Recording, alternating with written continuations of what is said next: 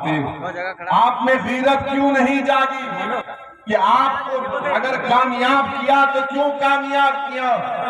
क्या तुमको कामयाब इसलिए तो नहीं किया कि तुम हेमंत सोरेन के सामने अपने सर को झुकाकर गुलामी करो? तुमको कामयाब इसलिए किया कि तुम गरीब और मजलूमों पर जब जुल्म होगा तो तुम उनकी आवाज बनोगे। तुम सरकार में बैठकर तुम अगर मंत्री बन गए हो तो तुम समझ रहे हो कि तुमको बहुत बड़ा मुकाम मिल गया। अरे जब अल्लाह ने तुमको मुकाम दिया तो तुम उस मुकाम को इस्तेमाल करो गरीबों के इंसाफ के लिए। मगर इतने लोगों को मार दिया गया और यहाँ पर हेमंत सोरेन की सरकार इस पर कोई कार्रवाई नहीं करती है। मेरे अजीज दोस्तों और बुजुर्गों, एक यहाँ पर एक विधायक साहब है, उन्होंने एक ये भी कह दिया था कि अगर मुझे कोई इबादतगाह बनाना पड़े तो मैं अपना गुर्दा बेच दूंगा। कहा था ना, मैं अपना गुर्दा बेच दूंगा। अरे इतने लोग मारे गए, तुम्हारा गुर्दा छोड़ो, तुम्हारी जबान नहीं खुल रही है, तुम गुर्दा कहां तक जाओगे? उस विधायक ने कहा था कि मैं अपना गुर्दा बेचकर इबादतगाह को बना दूंगा।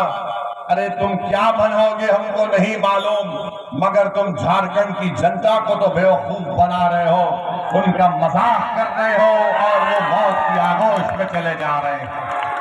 मेरे अजीज दोस्तों और बुजुर्गों, आप देखिए कि बोकारो में, चक्रधरपुर में क्या क्या तकारीर नहीं की गई थी, क्या क्या भाषण नहीं दिया गया था। अगर हम उस पर बोलना शुरू करेंगे तो फिर एक नया तनाजा यहां पर पैदा होगा।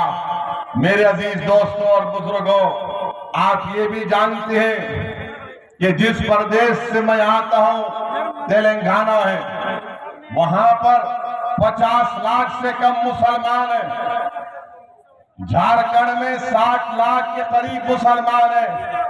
और हम जिस प्रदेश से आते हैं वहां पर अल्पसंख्यक समाज का एक मंत्रालय है और इस साल का बजट क्या है आपको मालूम? 2200 करोड़ रुपये। और झारखंड में अल्पसंख्यक समाज का वजारती अखिलती बहबूद का बजट सिर्फ 500 करोड़ रुपये, सिर्फ 500 करोड़ रुपये। और हम जब यहाँ पर आ रहे हैं तो हमको गाली दे रहे हैं।